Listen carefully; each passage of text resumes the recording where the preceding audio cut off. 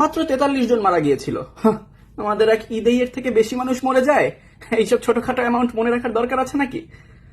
দরকার আছে। এই দেশে জীবনের থেকেও কাচ্চির যে দাম বেশি, এই জিনিসটা আমাদের জেনে রাখা দরকার। বেরি রোডে খানাজের বিল্ডিং এ আগুনের কথা মনে আছে? নাকি আবার এত ঘটনা ঘটে কয়টাই বা মনে রাখবো এই কেস? মনে না থাকলে মনে করেন, কারণ 43 জনের মধ্যে মাত্র 3 জন আগুনে পুড়ে মারা গিয়েছিল, বাকি 40 জনই আগুনের ধোঁয়ায় দম বন্ধ হয়ে মারা গিয়েছিল। আর সেই 40 জনের মেজরিটিকে হত্যা করা হয়েছে। কাচ্চি ভাই এই মানুষগুলোকে খুন করেছে। কাচ্চি ভাইয়ের লিপিয়ারের অফার ছিল 24-29 ফেব্রুয়ারিতে। অফার যেহেতু, ভিড় বেশি, খুবই স্বাভাবিক ব্যাপার। কিন্তু সবাই যখন আগুন লাগার খবর পেল, ভিতরের সব মানুষ সহ কাচ্চি ভাইয়ের মেইন গেটে তালা দিয়ে দেওয়া হলো।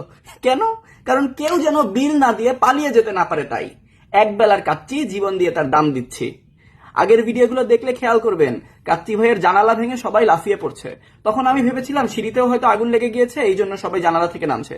কিন্তু আজকে বুঝতে পারলাম দরজা বন্ধ করে দেওয়া হয়েছিল, এই জন্য জানালা ভেঙে নামতে হয়েছে মানুষগুলোকে। যাদের কপাল ভালো তারা বেঁচে গিয়েছে, যাদের কপাল খারাপ জীবন দিয়ে কাচ্চির মূল্য পরিশোধ করেছে। এতগুলো মানুষ হত্যার দায় কাচ্চি নেবে? আমরা কি পারবো কাচ্চি ভাইকে বয়কট করতে? এতগুলো মানুষের জীবনের কথা চিন্তা করে হলেও কি কাচ্চি ভাই থেকে আমরা কাচ্চি না খেয়ে থাকতে পারবো? না তো, কারণ আমরা ভুলে যাওয়া জাতি।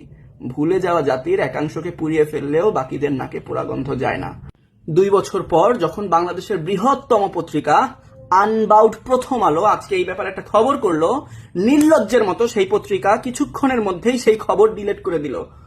সত্য প্রকাশের নির্ভীক সংবাদ মাধ্যম সত্য প্রকাশ করে ভয়ে সেই সত্যকে আবার গিলে খেয়ে ফেললো।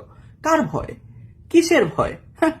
দেখা যাবে কেউ হয়তো একটা ফোন দিয়েছিল, অথবা টেবিলের নিচ থেকে হয়তো কিছু একটা লেনদেন হয়ে গিয়েছে।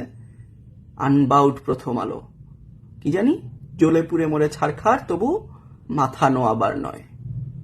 লজ্জা করেন আপনারা?